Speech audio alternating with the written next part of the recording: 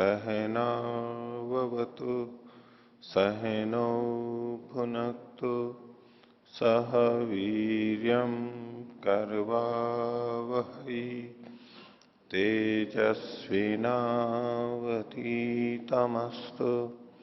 मा विद्विषावहै। ओम शांति शांति शांति।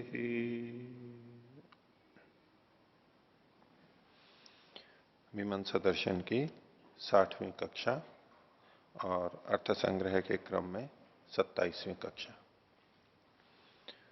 तो निषेध वाला प्रकरण हमारा चल रहा था और निषेध में भी कब हमें पर्युदास का ग्रहण करना होता है उसको देख रहे थे। और पर्युदास ग्रहण में भी जहां पर विकल्प की प्रसक्ति हो रही है तो हमें पर्युदास लेना होता है। इस संदर्भ में इन्होंने यजतिषु ये यजामहम करोति नानु याजेषु इसको एक उदाहरण के रूप में लिया और इसके बारे में बताया कि यहां चूंकि विकल्प होने लगेगा तो विकल्प न हो इसलिए यहां पर पर्युदास का ग्रहण किया गया। और इस पंक्ति का अर्थ बनेगा अनुयाज के अतिरिक्त यजतियों में यागों में ये यजामह ही करना चाहिए। सामान्य रूप से एक वाक्य प्राप्त था यजतिषु ये यजामह, यागों में ये यजामह ही करना चाहिए। और यहां कह दिया गया अनुयाजों के अतिरिक्त यागों में ये यजामह ही करना चाहिए। तो उसको उसने कुछ सीमित कर दिया लेकिन निषेध नहीं किया, उसका पूरक वाक्य बन गया। अब ये निषेध नहीं कर रहा है किसी का, मुख्य तात्पर्य विधि में ले लिया पर्युदास लेने पर और गौण रूप से वहां पर निषेध हुआ, लेकिन इसको निषेध नहीं कहेंगे, विधि की गई है। तो इस संदर्भ में दूसरा एक उदाहरण किसी ने लिया कि देखो ये कुछ उदाहरण मिलते हैं जहां दो शास्त्र के वचन आते हैं तो भी विकल्प की प्राप्ति नहीं होती है, वो निषेध कर देते हैं। तो जैसे यहां आपने विकल्प की प्रसक्ति दिखाई और फिर आपस में विरोध, प्रसक्ति न होने से, प्रसक्ति न हो, विकल्प की प्रसक्ति न हो इसलिए यहां पर्युदास का ग्रहण किया और यह कहा कि एक शास्त्र का वचन दूसरे शास्त्र के वचन का निषेध नहीं करेगा, नहीं करना चाहिए। तो बोले देखो यहां पर हुआ जैसे कि इन्होंने पदे जुहोति और यद आहवनीय जुहोति ये उदाहरण दे दिया। आवनीय जुहोति एक सामान्य विधि हो गई कि आवनीय अग्नि में होम करता है। दूसरा कह दिया कि पद में, सातवें पैर के ऊपर वहां पर होम करता है। तो होम करना था और ये अब आहवनीय में नहीं हो रहा है, ये पद में हो रहा है। तो इस तरह से अब यहां विकल्प भी नहीं है, विकल्प की प्रसक्ति थोड़ा ना हुई है कि चाहे तो आवनीय में कर लो चाहे पैर में कर लो, ऐसी प्रसक्ति नहीं हुई है विकल्प की। बल्कि जहां पैर वाला है वहां अब आहवनीय नहीं होगा, निषेध ही कर दिया गया। तो बोले जैसे यहां निषेध कर दिया वैसे वहां भी तो हो सकता है।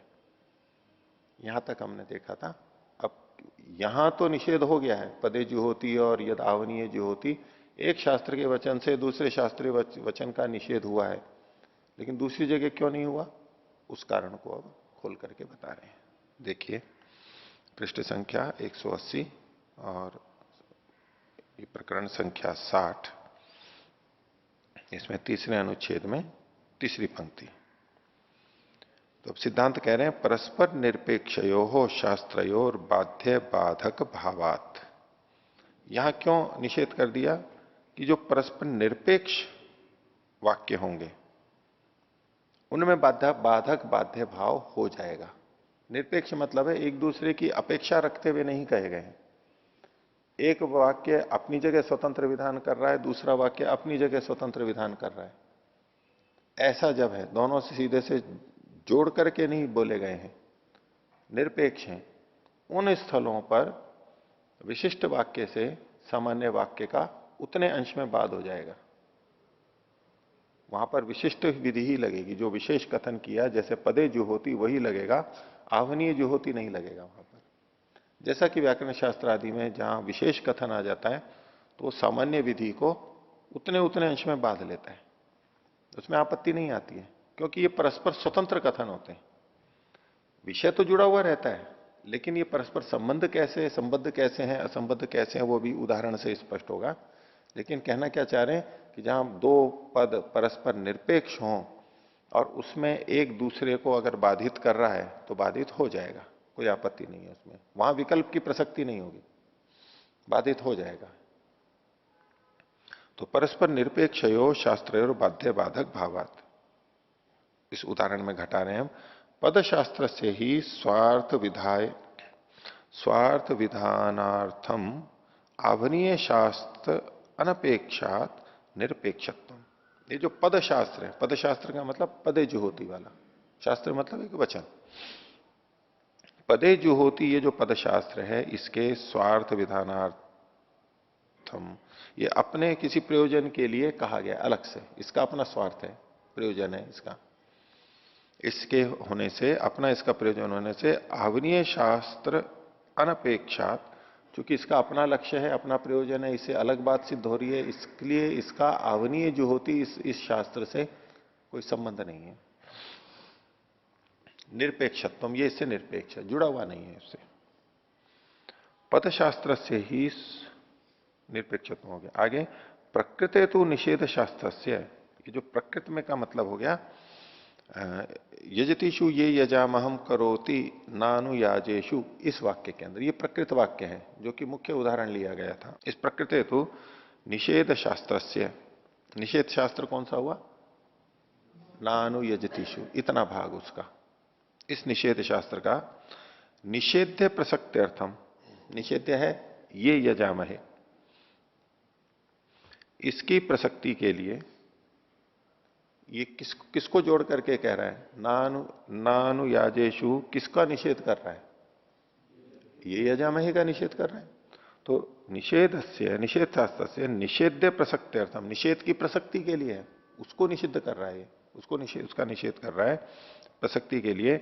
यजतिषु ये यजामहे, ये यजामहम इत्यस्य अपेक्षात न निरपेक्षत्वम। तो ये यजामहे, यजतीषु ये यजामहे, ये यजामहम करोति नानुयाजेषु, अब यहां अनुयाज में जो निषेध किया जा रहा है, ये पहले वाली बात को कह करके किया जा रहा है। अब ये नानुयाजेषु वचन अपने आप में निरपेक्ष वाक्य नहीं है, इसके साथ में कुछ और बात कही गई है, उससे सापेक्ष होकर के ये कथन कर रहा है। यजतीषु ये यजामहे, ये यजामहम करोति, ये एक भिन्न वाक्य अलग जगह पहले से है विधि, उसका अनुकरण यहां पर किया गया है इस वाक्य में, यजतीषु ये यजामहम करोति नानुयाजेषु, उसको, उसका अनुकरण करके फिर यहां पर उल्लेख किया, तो ये सापेक्ष रूप से कथन किया जा रहा है। तो जहां सापेक्ष रूप से कथन किया जाता है वहां पर एक दूसरे को ये काटेंगे नहीं, जब स्वतंत्र रूप से कहे गए हैं निरपेक्ष, वहां एक दूसरे को बाधित कर लेते हैं। आगे देखिए, तस्मात् शास्त्र विहितस्य शास्त्रांतरेण प्रतिषेधे विकल्प एवं, तो जब शास्त्र में कोई विहित हो और शास्त्रांतर से उसका प्रतिषेध किया जा रहा हो तो विकल्प तो आएगा, जहां संबद्ध होंगे, सापेक्ष होंगे, निरपेक्ष होंगे तो नहीं आएगा। सचन युक्त, और अगर विकल्प ले लिया जाए तो विकल्प ठीक नहीं है, विकल्प की प्रसक्ति, विकल्प का दोष कहा जा रहा है, विकल्प होना ठीक नहीं है। अन्य जगह पे जहां विकल्प सीधे सीधे स्थापित किया गया है वहां तो विकल्प होगा ही, लेकिन इस तरह के से, इस तरह के स्थलों पर विकल्प निकालना वो ठीक नहीं है। क्यों ठीक नहीं है उसको बता रहे हैं, विकल्पे शास्त्र से पाक्षिक अप्रामाण्यापातात, जब विकल्प मानते हैं तो शास्त्र का, यानी शास्त्र वचन का की पक्ष में अप्रामाण्य की प्राप्ति होने से, दोनों बातें हैं, दोनों विधियां हैं। अब जब विकल्प प्राप्त हो गया तो जिस समय एक को करेगा तो दूसरे की अप्रामाणिकता हो रही है, और दूसरे को करेगा तो पहले वाले की अप्रामाणिकता हो रही है, उस अंश में उस बात को कहा इन्होंने। तो विकल्प शास्त्र से पाक्षिक अप्रामाण्य आपातात, न ही अनुयाजेशु ये यजामहम इत्यस्य अनुष्ठाने नानुयाजेशु इत्यस्य प्रामाण्यम संभवती। तो कह रहे हैं अनुयाजों में अगर हम यहां विकल्प रखें तो अनुयाजों में ये यजामहम इत्यस्य अनुष्ठाने, ये यजामहे, इसका अगर अनुष्ठान कर लिया जाए, तो नानुयाजेशु ये जो भाग था इस शास्त्र का प्रामाण्यम न संभवती, न को अंत में ले लेंगे, इसका प्रामाण्य नहीं रहा। जब हमने इस वाक्य से ये निकाला कि अनुयाजों में ये यजामहे कर भी सकते हैं और नहीं भी कर सकते, तो जब हमने ये यजामहे कर दिया अनुयाजों में, तो नानुयाजेशु ये जो अंश था इसका वहां पर अप्रामाण्य हो गया, अस्वीकार्य हो गया। इसके लिए उदाहरण दे रहे हैं, व्रीहि यागानुष्ठाने यव शास्त्रस्य इव। जैसे व्रीहि याग का अनुष्ठान करते हैं तो उसमें यव का अगर करते हैं तो व्रीहि वाला निषेध हो। व्रीहि भी यजेत, यवैर यजेत, दो वाक्य मिल गए। व्रीहि चावलों से, उससे बनी हुई चीज से होम करे, यजन करे, और यव जो से यजन करे। एक तरफ व्रीहि का भी कथन हो गया, एक तरफ यव का भी कथन हो गया। अब इन दोनों कथनों में क्या माना जाएगा? विकल्प ही माना जाता है, और कोई उपाय नहीं है। दोनों का विधान किया गया तो दोनों को एक साथ भी नहीं ले सकते, तो या तो उसको ले लेंगे या उसको लेंगे। तो जब इसमें विकल्प माना जाएगा तो जिस पक्ष में एक को काम में लेंगे तो दूसरे का प्रामाण्य नहीं रहेगा। आगे और क्या होगा? द्विह अधिष्ट कल्पना च स्यात्, द्विर अधिष्ट कल्पना च स्यात्, दो दो अधिष्टों की परिकल्पना करनी पड़ेगी। अदृष्ट का मतलब है अपूर्व की, भाग्य की, जो भी अपूर्व है, कर्मकांड से जो भी हो रहा है, दृष्ट में तो प्रयोजन है नहीं, तो उसका अदृष्ट में प्रयोजन माना जाएगा कि ये यजामहे बोलने से जो किया जा रहा है उसमें क्या फर्क आ गया, और ये यजामहे नहीं बोल रहे हैं उसमें क्या अंतर आ गया। तो वहां तो बाहर तो कोई अंतर नजर नहीं आएगा, दृष्ट प्रयोजन तो दिख नहीं रहा है, तो वो अदृष्ट के लिए माना जाएगा। तो अदृष्ट के लिए माना जाएगा, तो जब दो अलग अलग विधियां, तो दोनों के अदृष्ट भी अलग अलग होंगे। ये यजामहे जहां बोलेंगे उसका अदृष्ट अलग मानना पड़ेगा, और जहां ये यजामहे नहीं बोल रहे हैं उसका अदृष्ट अलग मानना होगा। तो इस बात को कह रहे हैं, कर्म एक ही है अनुयाजी, लेकिन अनुयाज में जब ये यजामहे बोलेंगे तो अदृष्ट अलग होगा, और अनुयाज में ही जब ये यजामहे नहीं बोलेंगे तो अलग हो जाएगा। तो एक ही अनुयाज के दो दो अदृष्ट हो जाएंगे। इसको भी दोष कहा इन्होंने। तो द्विर अदृष्ट कल्पना च स्यात्, कल्पना करनी ही पड़ेगी, मानना पड़ेगा कि दो अदृष्ट होंगे। आगे विधि प्रतिषेध और अपनी पुरुषार्थत्वात्, क्यों ऐसा करना पड़ेगा? क्योंकि विधि भी पुरुषार्थ के लिए, पुरुष के प्रयोजन के लिए है, और निषेध भी पुरुष के प्रयोजन के लिए, ये सिद्धांत है। तो विधि जब पुरुष के प्रयोजन के लिए है तो वहां पर पुरुषार्थता या सार्थता या अदृष्ट की कल्पना करनी ही पड़ेगी, विधि है तो। यजतिषु ये यजामहे, ये विधि है तो उसकी अदृष्ट की कल्पना करनी ही होगी। और जो निषेध किया नानुयाजेशु, तो निषेध भी पुरुषार्थ होता है, उसका भी कोई ना कोई प्रयोजन अवश्य ही होना चाहिए, नहीं तो विधि व्यर्थ है। निषेध रूप में जो किया जा रहा है वो भी व्यर्थ है। तो वहां भी पुरुषार्थ की यानी प्रयोजन की कल्पना तो, अदृष्ट की कल्पना तो करनी ही पड़ेगी, इसलिए दो दो आएंगे। विधि प्रतिषेध और अपनी पुरुषार्थत्व। आगे अतो नात्र प्रतिषेध आश्रयणम, इसलिए यहां पर प्रतिषेध का आश्रय नहीं किया। यद्यपि यजतिषु ये यजमाम करती न अनुयाजेशु, इसमें न अनुयाज के साथ में समस्त नहीं है। समस्त होता तब तो प्रसिद्ध प्रतिषेध वैसे भी ले लेते हम। समस्त न होते हुए भी पृथक है, और पृथक है तो इसका करोति के साथ में संबंध जुड़ रहा था, फिर भी इसको प्रसिद्ध प्रतिषेध किया क्योंकि अनर्थ हो रहा था। तो पर्युदास के बारे में जब कहा जाता है कि पर्युदास समास में होता है, जब नए का प्रयोग समास के साथ में होता है तो वहां पर्युदास प्रतिषेध होता है, सदृश अन्य का ग्रहण होता है। लेकिन वो प्राय है, सदा नहीं होता है। वहां भी व्याकरण आदि में भी इसको प्रायिक माना गया, प्राय अधिकतर ऐसा ही होता है। और हम समस्त नहीं है और अलग से है तो हम वहां पर प्रसिद्ध प्रतिषेध मानते ही हैं, अधिकांश यही होता है। लेकिन उसके अपवाद भी मिलते हैं।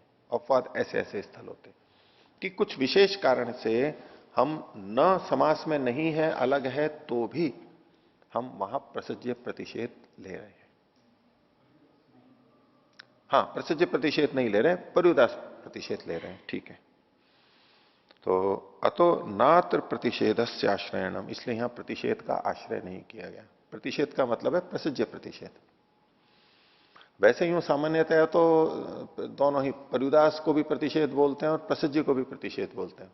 प्रसज्य प्रतिषेध और पर्युदास प्रतिषेध, प्रतिषेध शब्द दोनों के लिए बोलते हैं व्याकरण में। लेकिन यहां ये बोल रहे हैं जो प्रसज्य प्रतिषेध है उसी को प्रतिषेध के नाम से बोल रहे हैं।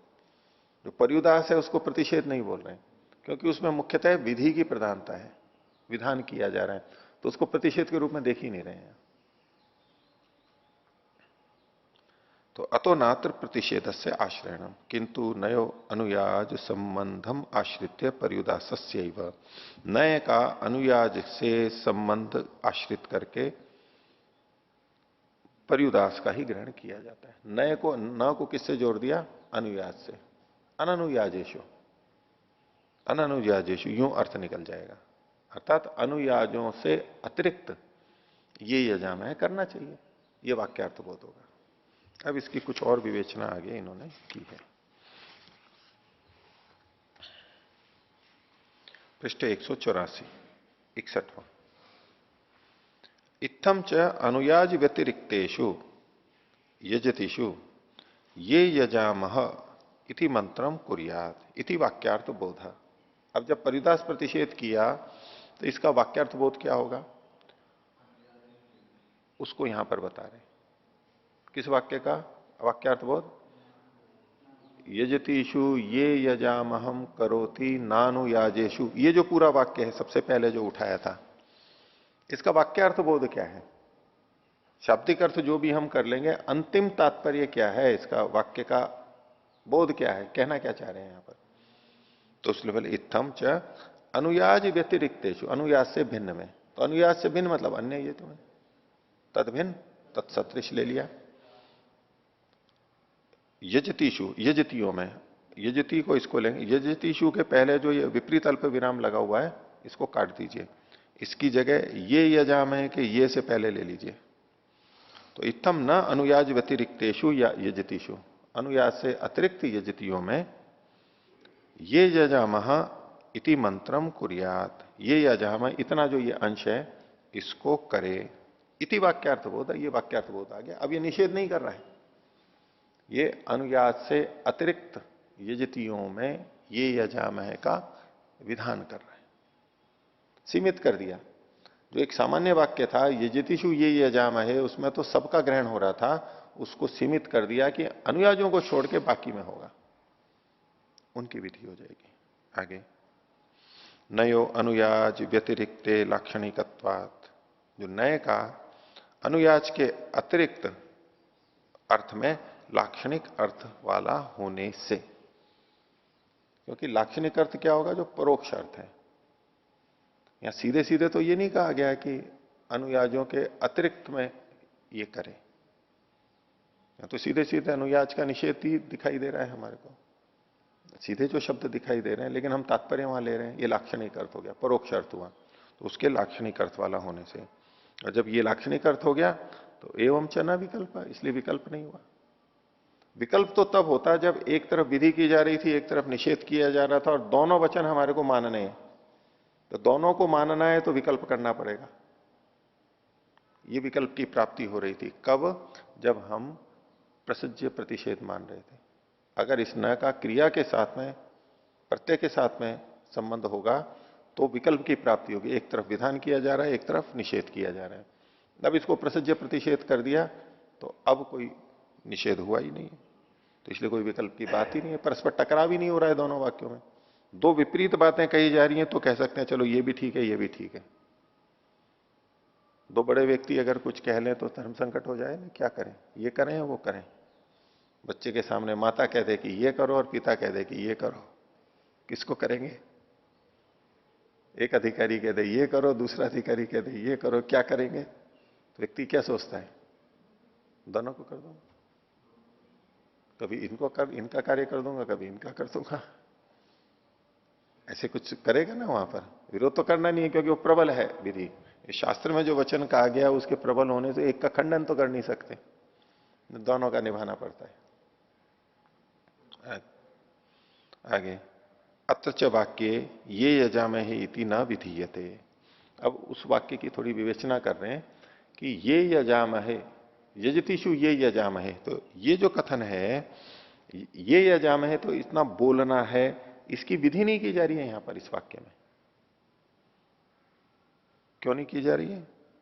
बोले यजतीषु ये यजामहम इत्यने नैव प्राप्तत्वात्। ये एक वाक्य है यजतीषु, इसको विपरीत अल्प विराम में ले लीजिए। यजतीषु ये यजामहम, इस इत्यनेन वाक्य न प्राप्तत्वात्, इसी वाक्य से उसकी प्राप्ति हो रही थी। ये भिन्न वाक्य है।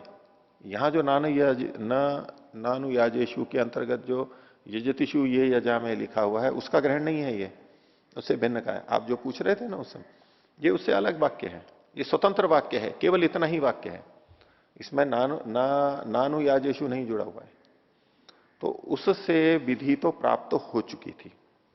आगे इत्यनेन व प्राप्तत्वात् किंतु सामान्य शास्त्र प्राप्त ये यजामह इति अनुवादेन।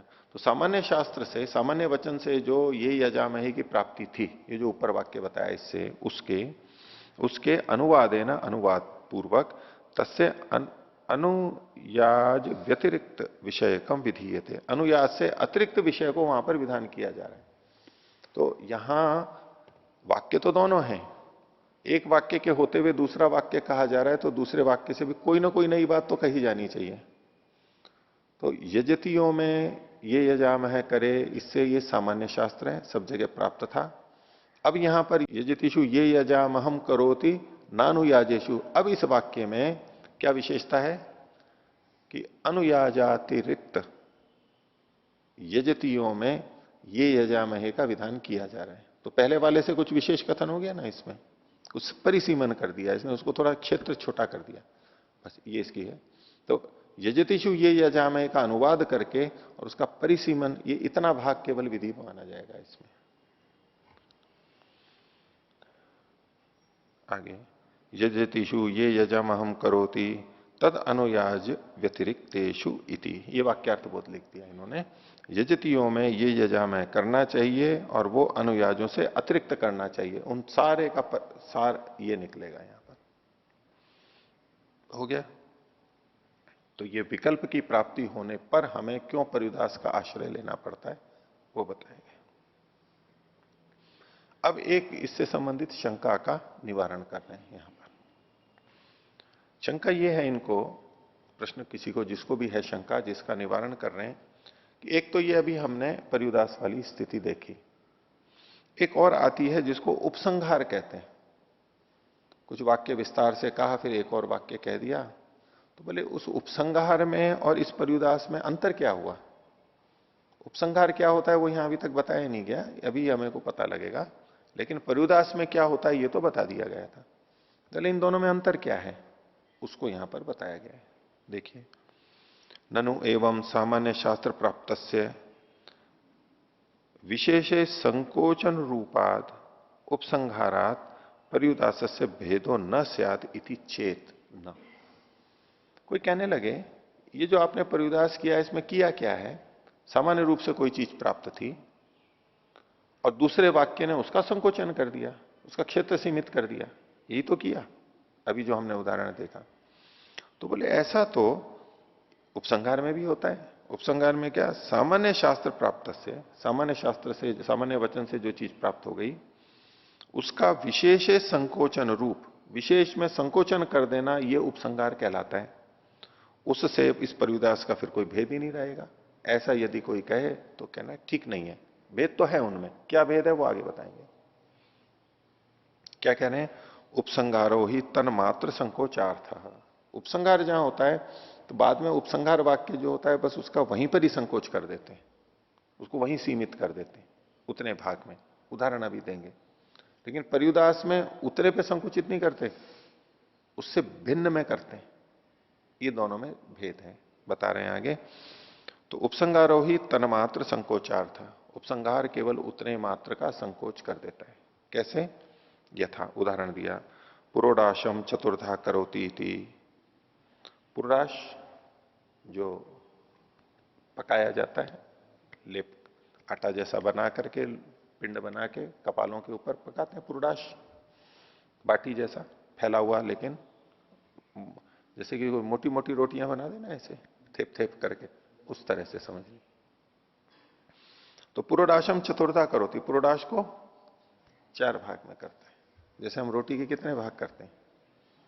वैसे तो अलग अलग करते हैं, लेकिन सामान्यतः उसको आधा करके और यूं करके मोड़ के भी रखते हैं ना, तो प्राय चार भाग करके खाते हैं अधिकांश। और ठीक है, 5, 6, 8 भी कर लेते हैं, 3 भी कर लेते हैं, लेकिन एक चार जैसा जो पुरोडाश को चार भाग करता है, टुकड़े चार करता है। चतुर्धा करोति सामान्य प्राप्त चतुर्धा करणम, ये सामान्य रूप से इसका चार भाग चार टुकड़े करना प्राप्त हुआ, एक सामान्य विधि हो गई। अब इसके बाद इस विषय में एक और वचन मिल जाता है, वह है आग्नेयम चतुर्धा करोति। आग्नेय जो पुरोडाश है, आग्नेयम कपालम पुरोडाशम, आग्नेयम पुरोडाशम चतुर्धा करोति। अग्नि देवता से संबंधित जो पुरोडाश है उसके चार भाग करता है। पहले क्या कहा गया था? पुरोडाश के चार भाग करता है। किस पुरोडाश के? कोई सा भी हो, किसी भी देवता वाला हो, कोई विशेष कथन तो किया नहीं गया, विशेषित तो है नहीं, सामान्य रूप से सभी देवताओं से संबंधित पुरोडाशों में चतुर्धाकरण की प्राप्ति दिखा दी। अब कहा आग्नेयम चतुर्धा करोति, तो अग्नि देवता से संबंधित पुरोडाश को के चार भाग करता है। अब क्या मानेंगे इसका? ये उपसंहार वाक्य के रूप में है। तो क्या हुआ?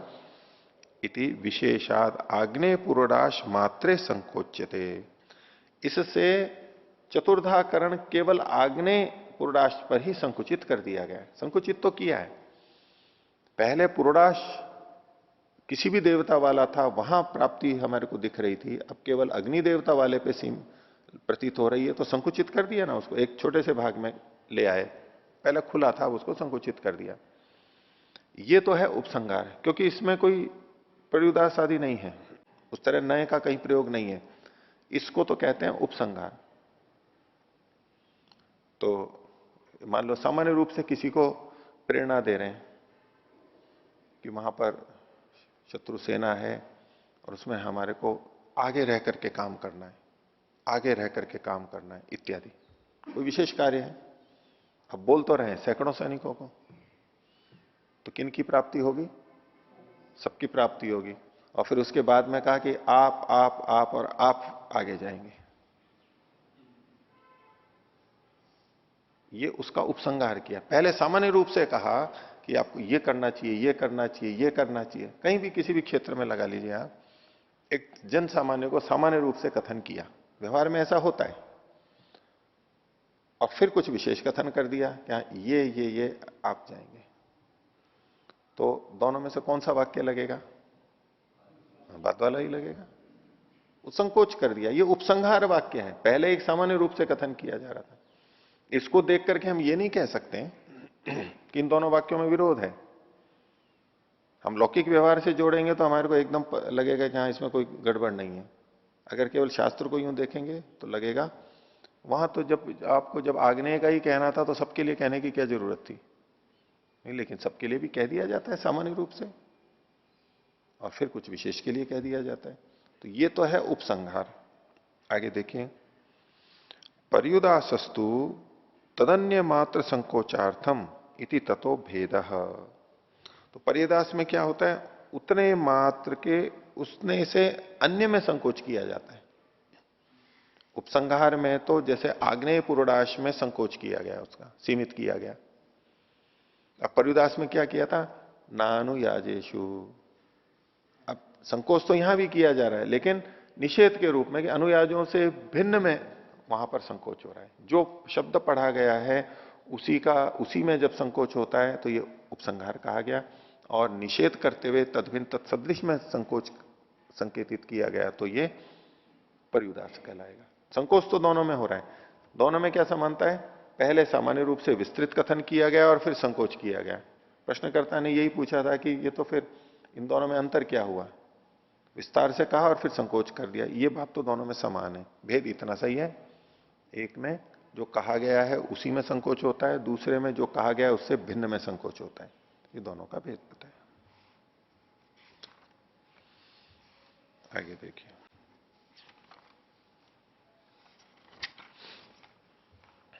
पृष्ठ संख्या 186, 62वां भाग। अभी तक जो हमने देखा उसमें अब थोड़ा सा विकल्प ला रहे हैं कि नहीं, कभी ऐसा भी हो सकता है।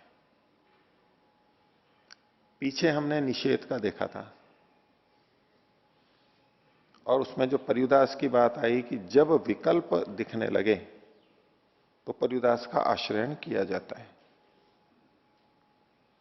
अगर विकल्प दिखने लगे, विकल्प की प्रसक्ति हो, तो पर्युदास का आश्रयण कर लेना चाहिए।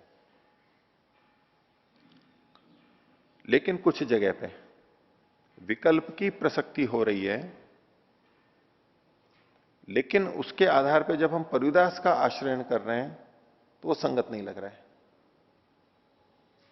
पिछले नियम के अनुसार विकल्प की प्रसक्ति होने पर पर्युदास का आश्रयण करना चाहिए, ये एक बात कह दी, लेकिन वो वहां पर घट ही नहीं रही है, लग ही नहीं रही है, तो क्या करेंगे? अब पर्युदास नहीं करेंगे। बात मुख्य वही है, अर्थ नित्य है परिच्छेद। संगति तो लगनी चाहिए वहां। आप ये सब विधि विधान करके और हर जगह फिर वैसा घटाने लोगे, वहां घट ही नहीं रहा है तो लगाओगे कैसे? अब वो नियमों को नहीं ला सकते। वो नियम है किस लिए? घटाने के लिए ही तो है। वो लागू तो होना चाहिए। जब लागू ही नहीं हो रहा है तो उस नियम को कैसे करेंगे? तो वहां फिर उसको छोड़ देते हैं। तो इसलिए व्याकरण में भी बहुत सारी चीजें, एक नियम बनाया तो फिर कहीं उसको ले लेते हैं, कहीं उसको ले लेते हैं, दोनों का काम चलता है। उनके ये तो परस्पर विपरीत बात है। नहीं, ये कभी जहां ये उपयुक्त है, जहां शब्द का साधुत्व इससे सिद्ध होता है, वहां वो आश्रय कर लेंगे। जब वहां सिद्ध होता है तो उसका आश्रय कर लेंगे। वो दर्शनों की तरह से तो है नहीं ये कि नहीं बिल्कुल यही सिद्धांत है। चीज ठीक होनी चाहिए, वो उसके अनुसार किया जाता है।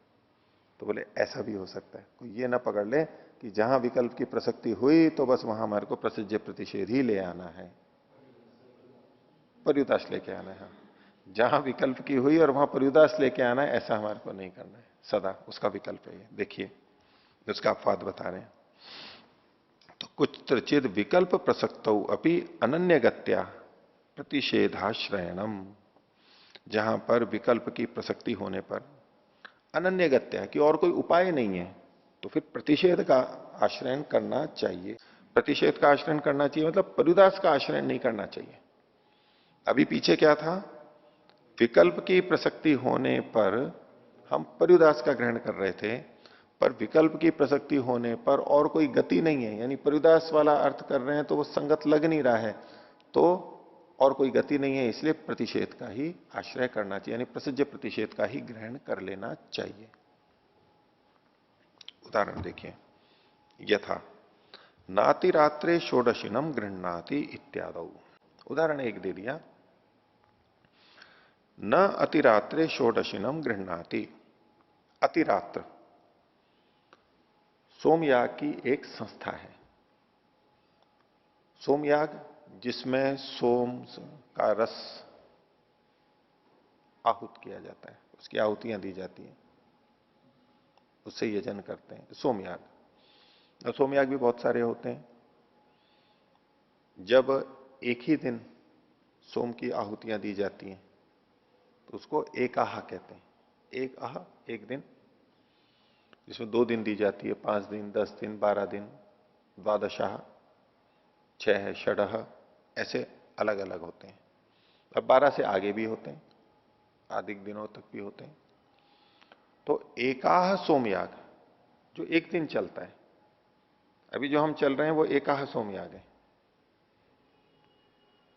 दिन तो 7 हैं, लेकिन सोम जो मुख्य आहुति है वो एक ही दिन होती है। उससे पहले तो अन्य उससे सहायक क्रियाएं और अंत में अन्य क्रियाएं वो की जाती हैं। एक मुख्य तो एक ही दिन है, एक ही क्रिया है।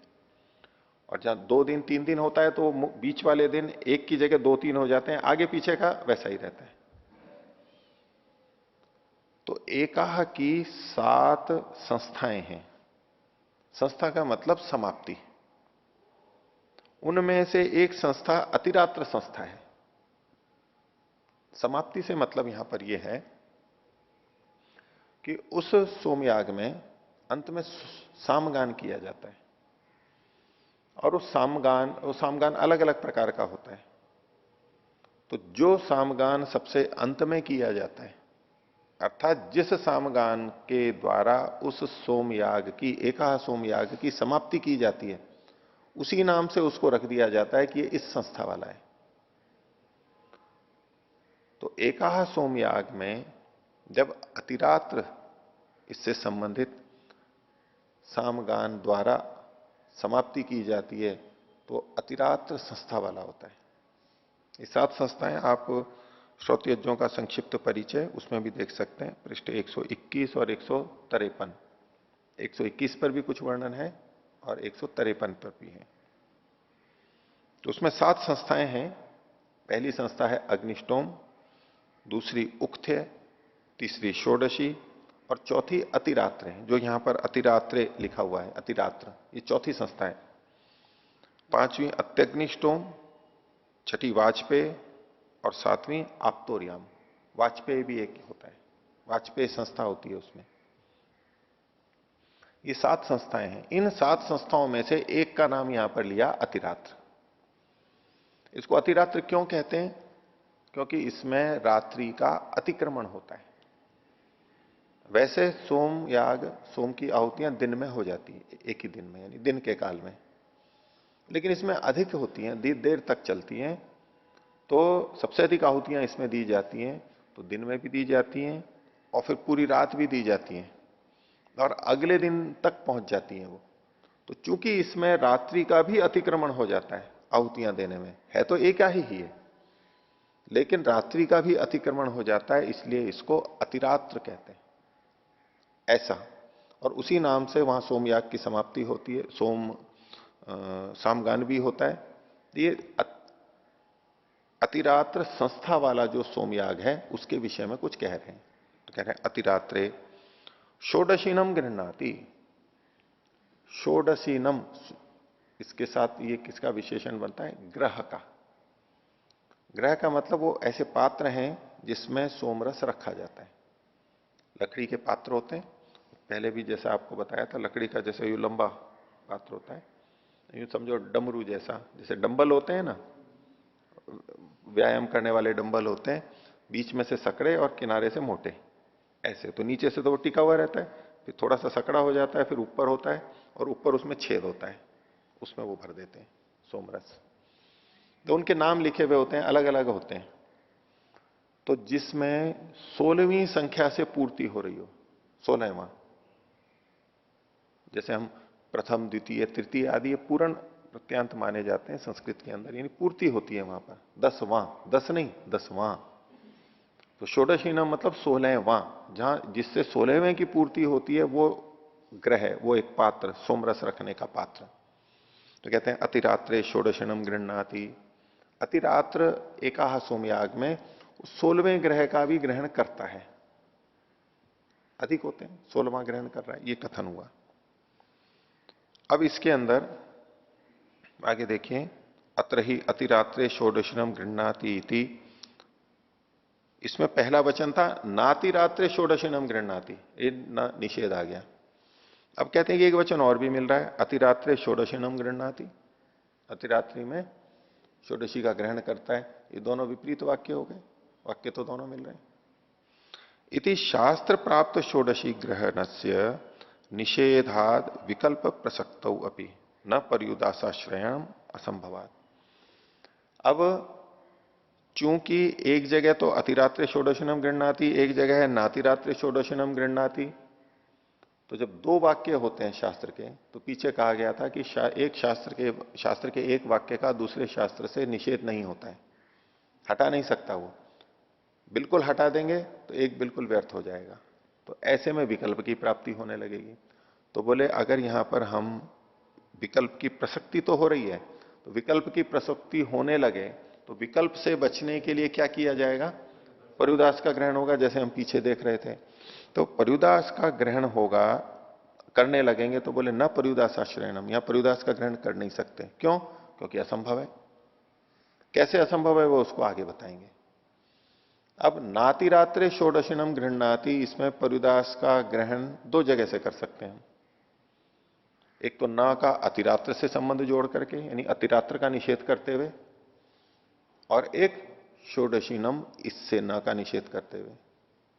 करोति के साथ जुड़ेगा तब तो ठीक है ही, वो तो फिर प्रतिषेध हो ही जाएगा, प्रसज्य प्रतिषेध। पर्युदास करना है तो इन दोनों में से किसी के साथ में जोड़ना पड़ेगा, और उसके क्या तात्पर्य निकलते हैं वो आगे बता रहे हैं, और वो क्यों नहीं संभव है। तथा ही यद्यत्र षोडशी पदार्थेन नयार्थ अन्वयः, यदि षोडशी इस पदार्थ के पद के अर्थ के साथ में नए के अर्थ का अन्वय कर दिया जाए, उससे जोड़ दिया जाए, तथा अतिरात्रे षोडशी व्यतिरिक्तम गृह्णाति वाक्यार्थ बोधः स्यात्। तो क्या अर्थ निकलेगा कि अतिरात्र में षोडशी ग्रह से भिन्न ग्रहों का ग्रहण किया जाए, यह अर्थ निकलेगा। अतिरात्रे षोडशीनम की जगह अषोडशीनम गृह्णाति, षोडशी भिन्न तद्भिन्न तत्सदृश का पर्युदास का ग्रहण करेंगे तो अन्य ग्रहों का ग्रहण यहां प्राप्त होने लगेगा। तो अतिरात्रे षोडश व्यतिरिक्तम गृह्णाति इति वाक्यार्थ बोध है, तब ये वाक्यार्थ बोध होता। सचना संभवती, लेकिन वो संभव नहीं है। क्यों नहीं संभव है? क्योंकि अतिरात्रे षोडशनम गृह्णाति इति प्रत्यक्ष विधि विरोधात, एक दूसरा वाक्य हमारे को मिल रहा है, अतिरात्र में षोडशी का ग्रहण करना चाहिए, और अगर हम यहां प्रसज्य पर्युदास प्रतिषेध करते हैं षोडशी के साथ लगा के, तो फिर तो ग्रहण ही नहीं होगा, एक वाक्य व्यर्थ हो जाएगा। और वो प्रत्यक्ष विधि है। अतिरात्रे षोडशीनम गृह्णाति, ये एकदम प्रत्यक्ष विधि है, एकदम प्रत्यक्ष श्रुति है, स्पष्ट है यहां पर, तो इसका भी विरोध आ जाएगा, बहुत बड़ा दोष बनेगा। आगे, यदि च अतिरात्रेण पदार्थेन अन्वयः, यदि नए का संबंध हम अतिरात्र के साथ में करते हैं और अतिरात्र का निषेध करते हैं, तो क्या अनतिरात्रे, अनतिरात्रे षोडशीनम गृह्णाति, अर्थात अतिरात्र के अतिरिक्त जो संस्थाएं हैं, बाकी जो 6 हैं, उनमें षोडशी का ग्रहण करता है, षोडशी ग्रह का ग्रहण करता है, ये तात्पर्य निकलने लगेगा। तो कह रहे हैं यदि च अतिरात्रेण पदार्थेन अन्वयः तदा अतिरात्र व्यतिरिक्ते षोडशीनम गृह्णाति इति वाक्यार्थ बोधः स्यात्। अतिरात्र के अतिरिक्त में षोडशी का ग्रहण होता है, ये वाक्यार्थ बोध निकलेगा। तो बोले सोपी न संभव, तो ये भी संभव नहीं है। क्यों नहीं संभव है? तद विधि विरोधात, ये जो विधि थी, एक तो अतिरात्र षोडशीनम गृह्णाति, उसका विरोध हो जाएगा। इसका तात्पर्य निकलेगा कि अतिरात्र में तो होगा नहीं, अतिरात्र के अतिरिक्त में होगा, अन्यों में होगा। तो फिर ये विधि क्या कर रही है? अतिरात्र षोडशीनम गृह्णाति। दूसरा, उन अतिरिक्त अन्य संस्थाओं में भी अपने अपने ग्रहों का निर्देश किया हुआ है, वहां इसको हम पहुंचा देंगे तो उनकी उसी विधि से भी विरोध हो सकता है, इसलिए ऐसा भी नहीं कर सकते। तो पर्युदास प्रतिषेध की जो 2 संभावनाएं थी, षोडशी के साथ और अतिरात्र के साथ नए को जोड़ने से, वो संगत नहीं लग रही हैं। इसलिए विकल्प की प्राप्ति होते हुए भी प्रसज्य पर्युदास प्रतिषेध हम नहीं कर पाएंगे। आगे देखिए, अतो अत्र अनन्य गत्या, अब जब और कोई चारा ही नहीं है, अन्य कोई गति ही नहीं है, तो क्या करेंगे? शास्त्र प्राप्त षोडशी ग्रहण से निषेधः, शास्त्र में जो षोडशी ग्रहण का की प्राप्ति थी, किससे? अतिरात्रे षोडशीनम गृह्णाति, उसी का निषेध होगा। न च विकल्प प्रसक्ति ही तस्य अपि अपेक्षणीयत्वात्, और इसमें विकल्प की प्रसक्ति रूप दोष नहीं माना जाएगा। अगर हम प्रसज्य प्रतिषेध करते हैं तो विकल्प की प्राप्ति होने लगेगी। नातिरात्रे षोडशीनम गृह्णाति, अतिरात्रे षोडशीनम न गृह्णाति, और उधर है अतिरात्रे षोडशीनम गृह्णाति। वाक्य तो दोनों हैं, अब दोनों में से एक भी वाक्य का खंडन तो हम कर नहीं सकते, दोनों ही शास्त्र के वाक्य हैं, एक व्यर्थ हो जाएगा नहीं तो दोनों का ग्रहण करना है। दोनों का ग्रहण करने पे क्या संगत लगेगा? वही विकल्प से प्राप्ति करा दी। आधे आधे भाग में तो चरितार्थ हो गए ना, पूर्ण व्यर्थ होने की अपेक्षा एक वाक्य पूरा व्यर्थ हो रहा है, तो पक्ष में चरितार्थ हो रहा है, विकल्प करने से वो निर्णय निकालना अधिक संगत है। ठीक है, तो इस दृष्टि से तो कहा न च विकल्प प्रसक्ति ही, विकल्प प्रसक्ति मतलब यहां विकल्प को दोष के रूप में नहीं दे जाए, प्रसक्ति मतलब दोष का है। इसका यह मतलब नहीं है कि विकल्प की प्राप्ति ही नहीं हो रही है, विकल्प की प्राप्ति तो हो रही है, लेकिन वो दोष के रूप में नहीं आएगी। जबकि पीछे हम जो देख रहे थे, विकल्प की प्राप्ति भी अपने आप में दोष है, लेकिन यहां कोई गति नहीं है, इसलिए विकल्प की प्राप्ति भी सबसे उपयुक्त उपाय है। अंतिम ये एकदम निर्दोष उपाय नहीं है, लेकिन और कोई उपाय नहीं है तो यही उपाय ठीक है, इस दृष्टि से ये स्वीकार्य होगा, इसको अब दोष नहीं कहेंगे। तो न च विकल्प प्रसक्ति ही तस्य अपि अपेक्षणीयत्वात्, उसकी भी अपेक्षा होने से, विकल्प की भी अपेक्षा होती है, वो किया जा सकता है। यहां विकल्प प्राप्ति की हमारे को अपेक्षा है, क्योंकि हमारे पास में और चारा क्या है, या तो हम एक विधि को, एक वाक्य को, एक शास्त्र को बिल्कुल खंडित कर दें, ये संभव नहीं है, इसकी अपेक्षा विकल्प को करेंगे। तो विकल्प की प्रसक्ति होते हुए भी यहां पर पर्युदास प्रतिषेध नहीं किया गया, जबकि पीछे यही बता के आ रहे थे अनन्यगत्या, यहां पर प्रतिषेध ही माना जाएगा। ठीक है। आचार्य जी, इस वाक्य में नातिरात्रे षोडशिनम गृह्णाति, इसमें यदि षोडशी के साथ या अतिरात्रि के साथ पर्युदास प्रतिषेध, पर्युदास को मानेंगे तो दोष आएगा, क्योंकि प्रत्यक्ष का विरोधी हो जाएगा। किंतु जब वही षोडशी शब्द के साथ हम जब प्रसज्य प्रतिषेध कर रहे हैं, प्रसज्य प्रतिषेध करने पर वो पूर्णतया निषेध हो रहा है। पूर्णतया निषेध नहीं, हाँ निषेध पूर्णतया हो रहा है और अंततः विकल्प की प्राप्ति हो रही है। देखो, अगर आप बिल्कुल निषेध वो कर नहीं पाएंगे, नाति रात्रे षोडशिनम गृह्णाति से यद्यपि प्रसज्य प्रतिषेध है, षोडशी ग्रह का ग्रहण अतिरात्र में नहीं होगा, एक ये वाक्य है हमारे पास, और दूसरा है अतिरात्रे षोडशिनम गृह्णाति, तो इसको अब यूं नहीं कहेंगे ये पूरा निषेध कर दिया है भाई। ये वाक्य नाति रात्रे षोडशिनम गृह्णाति तो निषेध कर रहा है पूरा, लेकिन चूंकि दूसरा भी एक वाक्य है, अब दोनों को मिलाकर के क्या होगा, एक पक्ष में इसकी प्राप्ति, एक पक्ष में इसकी प्राप्ति, तो कुल मिला के विकल्प की प्राप्ति हो गई, और वो अंतिम निर्णय लेना पड़ेगा हमारे को यहां। हाँ, यहाँ पर एक पक्ष में प्रसज्य प्रतिषेध करके पूर्णतया निषेध कर रहे हैं, फिर विकल्प प्रसक्ति मानकर उसको एक पक्ष में रख रहे हैं। हाँ। यदि ऐसा ही करना है तो फिर पर्युदास प्रतिषेध भी रख सकते हैं। नहीं, पर्युदास प्रतिषेध में तो एक वाक्य का निषेध हो जाएगा। एक वाक्य का निषेध हो जाएगा। हाँ। फिर विकल्प प्रसक्ति मानेंगे तो एक पक्ष में उसका प्राप्ति हो जाएगी। उसको विकल्प प्रसक्ति इस रूप में नहीं मानेंगे ना। देखो, आप पीछे वाला देखो, इस पे फिर विचार कर लेते हैं कि यदि इसको प्रसज्य प्रतिषेध माने, नहीं पर्युदास प्रतिषेध माने, यदि पर्युदास प्रतिषेध में क्या होगा, अतिरात्रे षोडशिनम गृह्णाति, तो नातिरात्रे, अतिरात्र के साथ में जब बोलेंगे अतिरात्र से भिन्न में षोडशी का ग्रहण करता है, ये अनिष्ट की प्राप्ति हो रही है। अतिरात्र से भिन्न में षोडशी का ग्रहण हो, वहां की जो विधियां हैं उनसे विपरीतता आ जाएगी उसकी, इसका भी खंडन होगा। जब ये अतिरात्रे षोडशिनम गृह्णाति वचन है तो ये एव अर्थ को बताता है, षोडशी का ग्रहण अतिरात्र विशेषित किया गया, अतिरात्र में षोडशी का ग्रहण करता है तो अन्य जगह तो प्राप्ति नहीं है, तो इस वाक्य का निषेध हो जाएगा।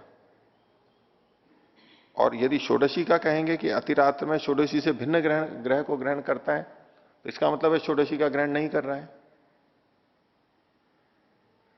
जब भाई पर्युदास पे तो हम तब जा रहे थे जब दोष हो रहा था, इस वाक्य में समस्त तो है नहीं, नए का किसी के साथ संबंध तो है नहीं, अगर संबंध होता तो प्रसज्य पर्युदास प्रतिषेध हो ही जाता, संबंध समास होता तो पर्युदास हो ही जाता है। तो नए अलग, जो कि सामान्य रीति से क्रिया के निषेध में जा रहा है, पर अगर उसमें असंगति आ रही है तो हम उसको पर्युदास में ले लेते हैं, लेकिन पर्युदास में लेने से भी उसी तरह दोष आ रहा है, तो फिर क्या करेंगे, ठीक है प्रसज्य प्रतिषेध ही ठीक है, फिर क्यों पर्युदास लेंगे, यहां तो ना अलग ही तो पढ़ा हुआ है ना, सामान्य रूप से प्रसज्य प्रतिषेध की ही प्राप्ति है। अब प्रसज्य प्रतिषेध को हटा करके हम पर्युदास में लाएं और पर्युदास में ला करके भी वैसे ही विकल्प की प्राप्ति करवाने लगे जो आप कह रहे हो कि भाई इसमें भी तो विकल्प की प्राप्ति हो सकती, तो इतना गौरव क्यों। ठीक है, प्रसज्य प्रतिषेध मान लीजिए, सीधे सीधे विकल्प हो रहा है और उससे ठीक हो रहा है। अगर पर्युदास करने में हमें निर्दुष्टता आ रही हो, पर्युदास करने में प्रसज्य की अपेक्षा कुछ अच्छा दिख रहा हो तो हम उस पर जाएंगे, इधर दोष दिख रहा है उससे वो अच्छा है, ऐसा नहीं है, प्रसज्य प्रतिषेध ही माना जाएगा यहां पर। आगे देखिए,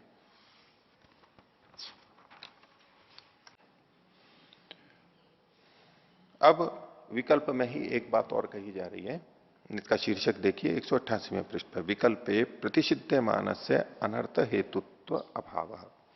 जब विकल्प करते हैं, विकल्प जैसे पीछे किया गया, तो उसमें जो प्रतिषिध्यमान है जिसका निषेध किया जा रहा है एक अंश में, उसके अनर्थ हेतुत्व की प्राप्ति होने लगेगी कि अनर्थ हो रहा है।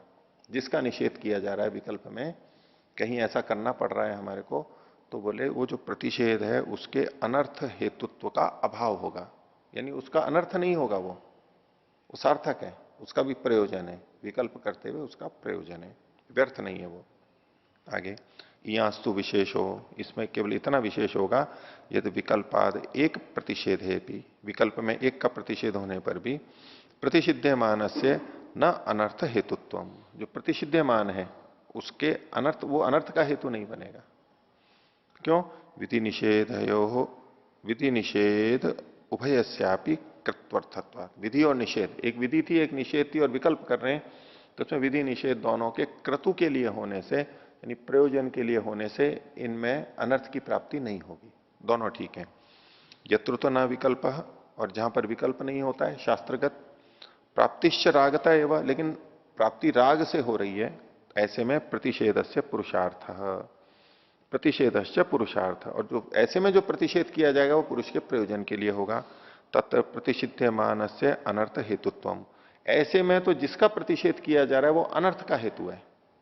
देखो दो तरह से निषेध करेंगे, एक तो सिद्धांत पहले हम देख ही रहे थे कि निषेध प्राप्ति पूर्वक होता है। यदि राग पूर्वक प्राप्ति हो रही है और उसमें हम निषेध कर रहे हैं, तब उसका मतलब यह है कि रागतः जो प्राप्ति हो रही थी उसको करने में अनर्थ हो रहा था। रागतः जो प्राप्ति थी उसका शास्त्र यदि निषेध कर रहा है, इसका क्या मतलब है कि रागतः जो प्राप्ति थी उसमें अनर्थ हो रहा था। मां गृधा कस्य स्विधनम, दूसरे के धन की गर्धा इच्छा मत करो, तो दूसरे के धन की इच्छा करने में अनर्थ हो रहा था, अनिष्ट हो रहा था, हमारी हानि थी, उसका निषेध किया गया। तो रागतः प्राप्ति में यदि शास्त्र का निषेध मिलता है तो वो जो निषेध किया जा रहा है वो तो उचित है, उस अनर्थ से बचाना रूप ही वहां पर प्रयोजन है। लेकिन यदि शास्त्र से कोई चीज प्राप्त है और उसका कहीं निषेध किया गया है, तो शास्त्र जो जो प्राप्त है उसको हम ये तो नहीं कह सकते कि यह अनर्थ के लिए था, उसका तो प्रयोजन था।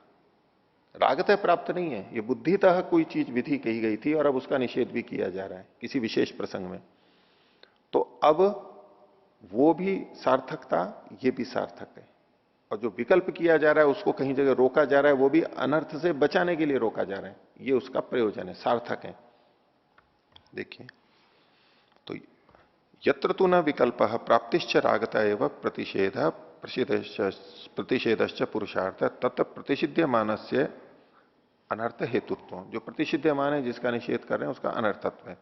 जैसे कि यथा न कलंजम भक्षयेत इत्यादौ, कलंज को ना खाए, पीछे चर्चा आ चुकी है, तो कलंज भक्षण आदि है, कलंजन भक्षण आदि का जो निषेध है इसमें अनर्थ से बचाना है। तत्र भक्षण निषेध से पुरुषार्थत्व, भक्षण का निषेध है इसी में पुरुषार्थता है, प्रयोजन है, अलग से कोई फल नहीं मिलने वाला है, इतना ही उसका प्रयोजन सिद्ध होगा। लेकिन अब एक उदाहरण दे रहे हैं शास्त्रीय, जहां शास्त्र से प्राप्ति थी और शास्त्र से ही निषेध किया जा रहा है, वहां कैसे देखना होता है, तो कह रहे हैं न च दीक्षितो न ददाती न जुहोती।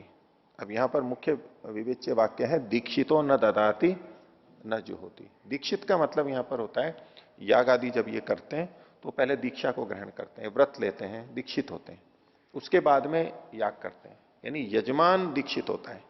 यहां देखेंगे हम दीक्षा ग्रहण, दीक्षणीयष्टि दीक्षा की जाती है वहां पर, तो यजमान जब दीक्षित होता है उसके लिए ये कह दिया गया कि न तो वो देता है यानी दान भी नहीं करता है, और न जुहोती न होम करता है। होम आदि कौन करेगा, ऋत्विक करेंगे, ये नहीं करेगा। और इस काल में वो इसको दान का भी निषेध कर दिया गया, जबकि सामान्य शास्त्रों से उसको देने की प्राप्ति भी है, भी दान देना चाहिए क्योंकि उससे लाभ होता है, और याग होम करना चाहिए, इसकी भी प्राप्ति है। तो शास्त्र से इन दोनों की प्राप्ति थी, दान और होम की, याग की, और यहां पर निषेध किया जा रहा है। तो दीक्षितो न ददाती न जुहोती इत्यादि शास्त्र प्राप्त प्रदान होमादि नाम, शास्त्र प्राप्त दान होमादि नाम, दान और होम आदि का निषेधाद, निषेध किए जाने से विकल्पापत्ति रीति वाच्यम, विकल्पापत्ति रीति न वाच्यम, या विकल्प की प्राप्ति हो रही है ऐसा नहीं करना, कहना चाहिए। एक जगह विधि की गई, एक जगह निषेध किया गया, दोनों प्राप्त हो रहे हैं तो विकल्प होगा, ये जो हम सोचते हैं। तो बोले यहां विकल्प की प्राप्ति नहीं होगी कि जो दीक्षित है उसके लिए दान और होम का यहां निषेध किया गया, अन्यत्र प्राप्ति है, तो या दीक्षित के लिए दोनों की प्राप्ति है, ये विकल्प नहीं ले सकते यहां पर। क्यों? स्वतः पुरुषार्थ भूतदान होमादि नाम निषेधस्य पुरुषार्थत्व अभावे भी, ये जो दान आदि हैं, दान होमादि, इनका स्वतः पुरुषार्थ भूत है, यानी जीव के लिए, पुरुष के हित के लिए ही होते हैं। इसका निषेध से, इनके निषेध के करने से पुरुषार्थत्व अभावे भी, यद्यपि इनके पुरुषार्थ का अभाव हो रहा है, जब निषेध किया तो इनसे होने वाला लाभ नहीं होगा वहां पर, ये होने पर भी निषिध्यमान से अनर्थ हेतुत्वाद, जो निषिध्यमान है, जिसका निषेध किया जा रहा है, यानी दान और होम का, उसके करने में अनर्थ हेतुत्वाद, यदि उसको याग में किया जाएगा तो अनर्थ हो जाएगा, इसलिए रोका जा रहा है। दान और होम की प्राप्ति थी, दीक्षित को इन दोनों का निषेध इसलिए किया जा रहा है क्योंकि यदि दीक्षित अवस्था में वो इन दोनों कार्यों को करता है तो जिस क्रतु को वो कर रहा है उसमें अनर्थ की प्राप्ति होगी, उसमें वैगुण्य आएगा, इसलिए निषेध किया जा रहा है। अब यहां विकल्प नहीं है, निषेध ही है उसका। इसके लिए उदाहरण दिया, यथा क्रतौ स्व स्त्री गमनादे तन निषेध से कृत्वर्थे न तस्य क्रतु वैगुण्य संपादकत्वाद। एक क्रतु में एक और निषेध किया गया कि अपनी स्त्री से संपर्क ना करे उस काल में। अपनी स्त्री से संपर्क करना अन्य शास्त्रों से प्राप्त है, उसका निषेध नहीं है, वो पाप नहीं है, वो प्राप्ति है, लेकिन याग काल में निषेध किया गया, तो उधर प्राप्ति है और यहां निषेध किया गया, इसका यह मतलब नहीं है कि यहां विकल्प प्राप्त है। क्यों निषेध किया गया? क्योंकि उस निषेध का कृत्वर्थ के लिए ही है और उसमें तस्य क्रतु वैगुण्य संपादकत्वात्, क्रतु की विगुणता का संपादन होता है, क्रतु में दोष आएगा, इसलिए इसका निषेध किया गया है। इसी तरह से दान और होम का भी उस क्रतु के समय निषेध किया गया है। अब वो अन्य दैनिक चीजें नहीं करेगा, जो मुख्य याग चल रहा है बस उसी में लगा रहेगा, अब दूसरी चीजें करेगा तो वहां पर दोष आएगा। तो ऐसे में जहां शास्त्र में कोई विधि की गई है और शास्त्र में ही द्वारा ही उसका विरोध किया गया, निषेध किया गया है, तो ऐसे स्थलों पर विकल्प नहीं होगा, वहां निषेध ही है, क्योंकि करने से वहां पर हानि होती है, उस हानि से बचाना यहां पर लक्ष्य है। तो आज का पाठ इतना ही रखते हैं। प्रणव।